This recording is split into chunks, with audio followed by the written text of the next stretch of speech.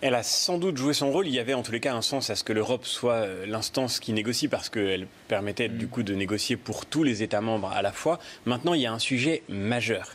C'est celui de la transparence. Et aujourd'hui, je commence à m'inquiéter fortement, avec d'ailleurs d'autres collègues au Parlement européen, de tous les groupes politiques, à m'inquiéter de l'absence totale de transparence dans ces négociations. On ne sait pas qui a négocié pour le compte de l'Union européenne. Lorsqu'un nom a été révélé par erreur, il s'agissait en réalité d'un ancien lobbyiste de l'industrie pharmaceutique, ce qui est évidemment aberrant.